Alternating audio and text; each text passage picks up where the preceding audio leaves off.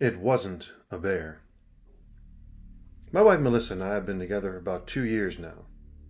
We met in school and hit it off right away. Mel was orphaned when she was very young, so she'd been raised by her grandfather until she went off to school. I didn't know much about her grandfather other than he was extremely protective of her and was verging on paranoid. Still, he passed away before I got the chance to meet him, so I never really gave it much thought. That was, until we found out that he owned about 900 acres of forest. Mel was his only living descendant, so she was given the deed and a key ring with one key and went to a house that she'd never seen before. What a 23-year-old girl was going to do with it, I have no idea. All I know is that when she told me about it, I knew we had to check it out. Our GPS had us turn off on a gravel road. This road wound and twisted around turns and rocky outcroppings. It was pretty clear that it was leading down onto a valley. After about an hour or so on this road, we saw the house in front of us. The house had clearly been abandoned for decades. I had brought my camera with us, so I took a picture of it as we stepped out the car. I came back to the house and walked in the front door. The inside was a mess, all rotten, wood and dirt. I was honestly surprised it was still standing at all. I stuck my head back outside and my eye caught on something. There was a tree growing just to the right of the house. I saw 3 long, deep claw marks in it. A few months old at least. I raised my camera and took a picture. That was when I heard Mel shriek. I ran back around to the front of the house and saw her standing in front of something rotten. When I took a closer look, I saw it was a deer carcass. I told her that we were most likely in bear country and took a picture of the deer. Only thing was, it looked like the deer had been cut open with a bunch of razors. Bears don't normally do that. The sun set after that, and we took our tent inside the house and found a nice flat spot to set it up. I took out my gas grill and made us some hamburgers. We were sitting in our camp chairs inside the house and feeling pretty good by the time it got dark. Mel was looking at me pretty amazed, and I asked her why she was so surprised. It's just I've never been camping before. It's different than I imagined. She looked down at her phone and said, well, except for the self-service. I decided to ask some more questions about her grandpa. Why do you think he never told you about any of this? And why didn't he ever take you camping? I don't know, she said. I went on for a while and told her how cool I thought the property was.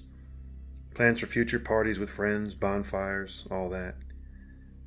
Clouds had rolled in, so all the light was just from our little lantern I'd brought. Pretty soon we headed inside the tent, zipped up the door, and were ready for bed. Mel had already fallen asleep when it happened. All the sounds from outside, all the crickets, birds, and owls, stopped. They stopped in an instant, like cutting off a switch. Laying in my sleeping bag inside the tent, the silence was deafening. That was when I heard it. A distinct clicking noise echoed from out of the forest. I lay in silence, trying to guess what kind of animal might have made that sound. It was so loud that Mel actually woke up next to me and asked me what it was.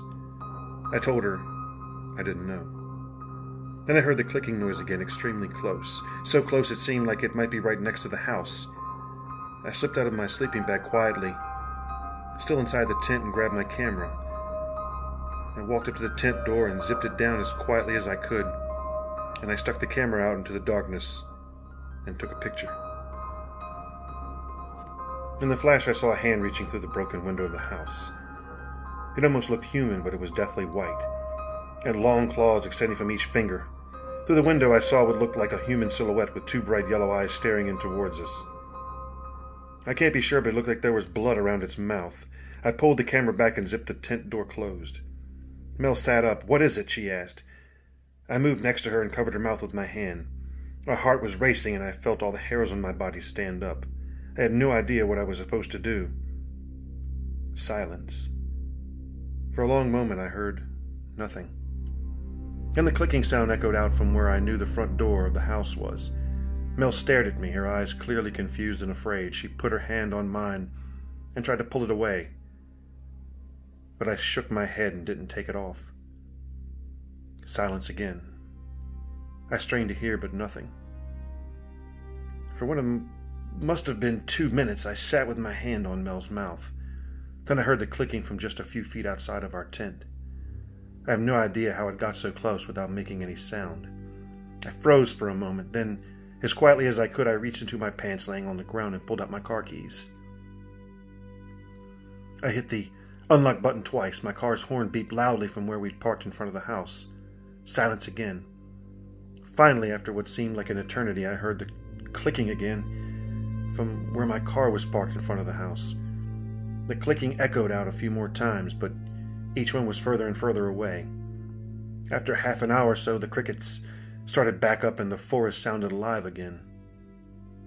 I felt that whatever it was gone. Mel stared at me. "What did you see?" I told her to get dressed. Get ready to run. Run like you've never run before. We got dressed in the tent. I opened the door. We ran to where my car was, jumped in it, and sped away. I didn't stop until we reached home. The next morning I went out to my car and saw this on the hood. Scratches.